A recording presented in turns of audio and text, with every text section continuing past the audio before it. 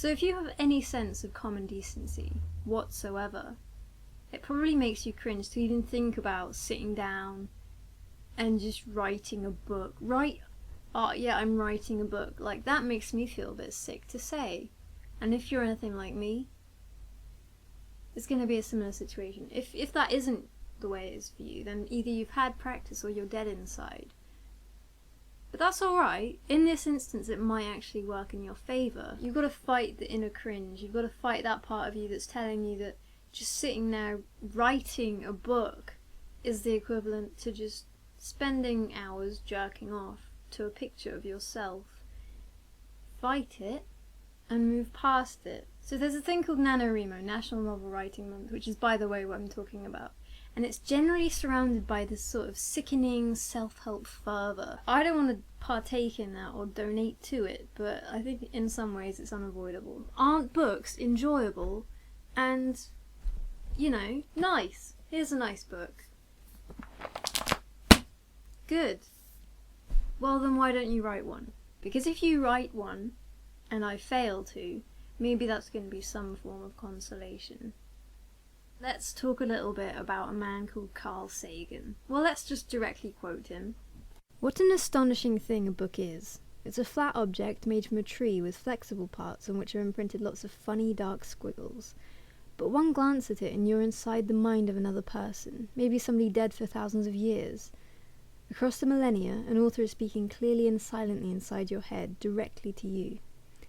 Writing is perhaps the greatest of human inventions, binding together people who never knew each other, citizens of distant epochs.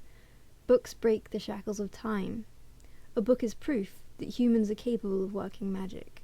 Who are you to argue with Carl Sagan? You can't, because the man's dead.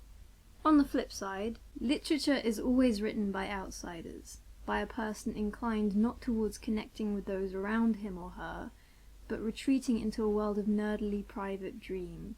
To write is to fail, more or less continually. So thank you, Tom Bessell, for those words. I've just written bits and pieces in the past, which is why I'm pulling quotes from authors, because they actually know this shit and I don't know anything about this shit. Sadly, but maybe next month I'll know something about this shit. Here's the advice from Charles Bukowski. So you want to be a writer. If it doesn't come bursting out of you in spite of everything, don't do it. So we're ignoring his wise words. Tchaikovsky says, a self-respecting artist must not fold his hands on the pretext that he is not in the mood. And that's the kind of shit we need, just to do it joylessly. Just because we have to, right? That's the perfect situation in which to create anything. Susan Sontag says, if I'm not able to write because I'm afraid of being a bad writer, then I must be a bad writer. At least I'll be writing. Yeah, Susan. Now we're cooking. General tips and tricks from the likes of Ernest Hemingway. The most essential gift for a good writer is a built-in shock-proof shit detector.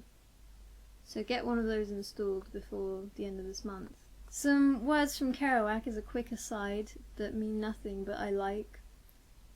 Like Proust, be an old tea-head of time. I don't know what that means, but I like the way it sounds. And the second thing I picked out, you're a genius all the time. Thanks. Thanks, Jack. I think you're right. It's doubtful that anyone with an internet connection at their workplace is writing good fiction. Some hard-hitting words from Jonathan Franzen, and it hurts, but it's probably true. I'm going to have to disconnect while I write my 1,667 words per day. I'll see how that goes, obviously. I've literally never done that. Never. But I'll try. I'll try. Not I'll do it, but I'll try. You see, I already envisage my inevitable failure. And oh well. Oh well. Last point about writing to a horrible deadline, like the 1,667 words per day / 50,000 words in a month, which is an insane amount of words. If you put all those words together, you get like this. Does writing quickly mean your book is going to be shit? Maybe. But Charles Dickens wrote episodically. All of his books, I think, was serialized in the newspaper, so he had to write them, as needed to a very specific deadline. likewise. Alexandra Dumas wrote The Count of Monte Cristo. Serialized also, so I assume there was similar time restraints. And Dostoevsky.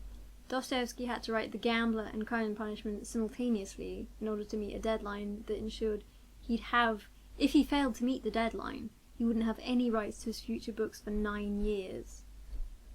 And have you read any Dostoevsky? It's pretty fucking good. So we can do this.